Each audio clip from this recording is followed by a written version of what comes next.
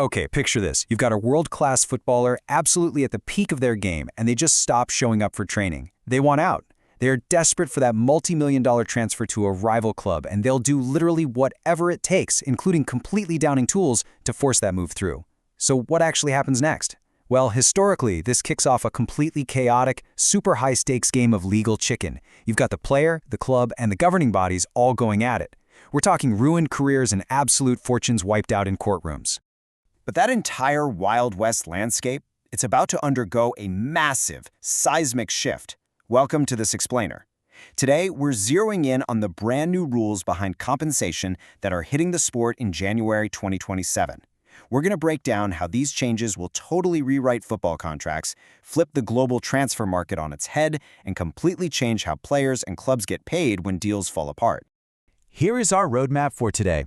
We'll start with the 2027 transfer shakeup, look at the history of player power, and talk about compensating the training clubs.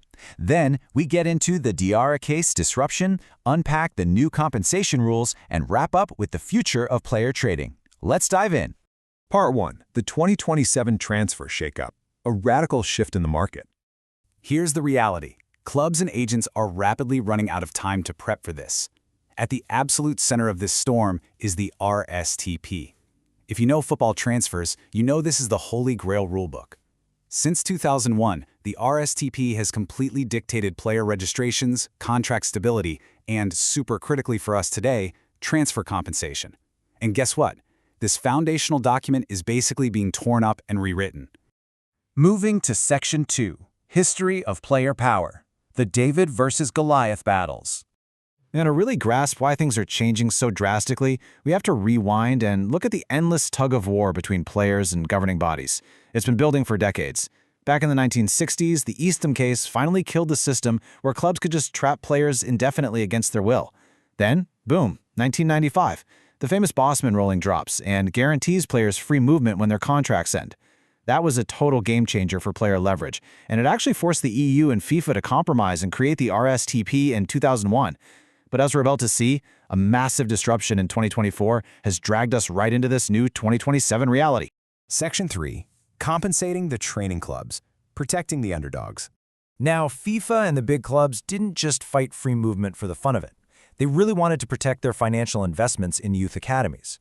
Because, think about it, if any player could just walk away for free, what's the incentive to develop a 12-year-old kid? So, back in 2001, they set up mechanisms like solidarity payments. This was huge for keeping smaller training clubs afloat. Essentially, if a superstar gets sold for, say, 100 million euros, a clean 5% of that fee gets carved out to pay back the grassroots clubs that originally built that player. And the way that 5% cut is sliced up is actually pretty brilliant. The biggest chunks of compensation go toward the most intensive training years, which are between ages 16 and 23. During those key years, clubs get a 10% slice of that solidarity fund per year of training. Compare that to just 5% for the early teenage years. It is a highly intricate system completely designed to keep the entire football pyramid financially breathing. Section 4. The Diarra case disruption, the catalyst for change. Right, so that delicate balance we just talked about, it was totally blown to pieces by one guy, Lassana Diarra. You probably remember him, the former France, Chelsea, and Real Madrid star. His absolute nightmare of a situation is the ultimate example of how the old rules could basically destroy a career over a contract dispute. Back in 2014, he got into a salary dispute with Lokomotiv Moscow. They froze him out, canceled his contract, and then, get this, Diarra was ordered to pay a staggering 10 million euros in compensation to the club, on top of getting hit with a one-year ban from playing football entirely. Just insane. Now, the real kicker here is the concept of joint liability. Under those old rules, if any new club tried to rescue Diarra and sign him, they could be held jointly liable to pay that massive 10 million euro bill to Lokomotiv Moscow. Obviously, that terrified every club out there, and Diarra was left totally stranded. But flash forward to 2024, and the European Court of Justice finally stepped in. They ruled that this whole system, trapping players with these terrifying compensation threats, actually broke EU freedom of movement and competition laws. Section 5. The new compensation rules, the focus of 2027. That legal smackdown gave FIFA absolutely no choice. The old way it was suddenly illegal in Europe. Which brings us directly to the new rules behind compensation. That chaotic era of holding players hostage with infinite joint liability, it's done. The new, highly structured system caps that joint liability risk window to just 45 days. So if a player breaches a contract, a new club only faces that terrifying financial risk if they sign the player within 45 days of the breach. It completely unfreezes the market. Plus, it now explicitly allows clubs and players to write pre-agreed liquidated damages straight into the contracts. Okay, if you remember just one concrete number from this explainer, make it this one, 150,000 euros. This is the brand new annual wage threshold, and it unlocks a completely new level of protection for players. Here's how it works. Under these 2027 rules, if a player earns less than that 150,000 euro threshold, they are now legally guaranteed a mandatory minimum 5% cut of their own permanent international transfer fee. The selling club absolutely must hand over that minimum cut directly to the player. This is a massive, massive shift. It guarantees that lower-earning players or young breakout stars getting their first big transfer finally get a guaranteed financial slice of the pie. We're looking at a huge new web of protections here. Clubs are going to get heavily penalized for bullying tactics. If a team tries to freeze a player out of training just to force them into a new deal, they could be on the hook for up to 6 months of the player's salary and compensation. But to be fair, clubs get some wins too. They can now lock down elite under-18 academy talents to 5-year deals, though they are capped at signing 5 of those per season so they can't just hoard teenagers. And remember that very first question we asked?